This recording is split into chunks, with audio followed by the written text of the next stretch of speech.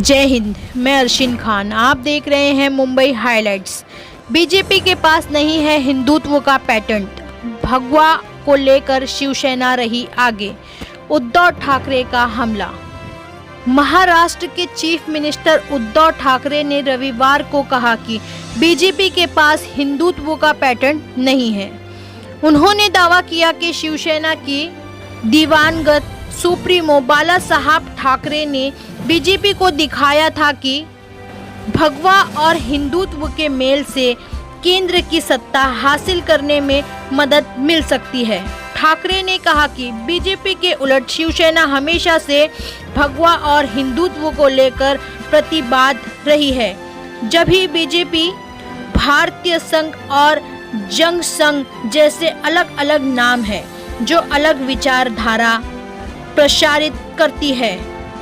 CM Uddhav Thackeray रविवार को Kolhapur seat पर 12 अप्रैल को होने वाले उपचुनाव में महाविकास आघाड़ी कैंडिडेट जयश्री जाधव के प्रचार अभियान में डिजिटल माध्यम से शामिल हुए।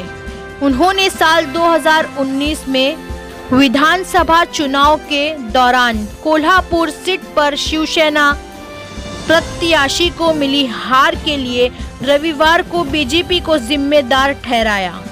उस समय दोनों दलों का गठबंधन था।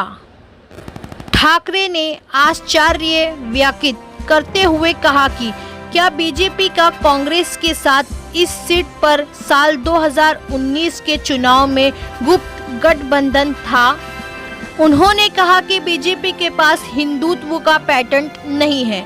मुझे आश्चर्य है कि अगर भगवान राम का जन्म नहीं हुआ होता तो बीजेपी राजनीति में कौन सा मुद्दा उठाती। क्योंकि बीजेपी के पास मुद्दों की कमी है, इसीलिए वो धर्म और नफरत फैलाने वाली बातें कर रही है। ठाकरे ने कहा कि उनके पिता बाल ठाकरे वो व्यक्ति थे जिन्होंने बीजेपी को दिखाया कि भगवा और हिंदुत्व उन्हें दिल्ली के रास्ते पर ले जा सकता है। कोल्हापुर उत्तर उपचुनाव पर बोलते हुए ठाकरे ने कहा कि वर्ष 2019 में वर्ष 2014 के मुकाबले कोल्हापुर उत्तर सीट पर कांग्रेस के वोट बढ़ गए, जिसका नतीजा हुआ कि शिवसेना कैंडिडेट की बीजेपी के साथ गठबंधन के बावजूद हार हुई। उन्होंने सवाल किया कि बीजेपी के वोट साल 2019 में कहाँ गए। क्या उस समय आपने कांग्रेस के साथ गुप्त गठबंधन किया था।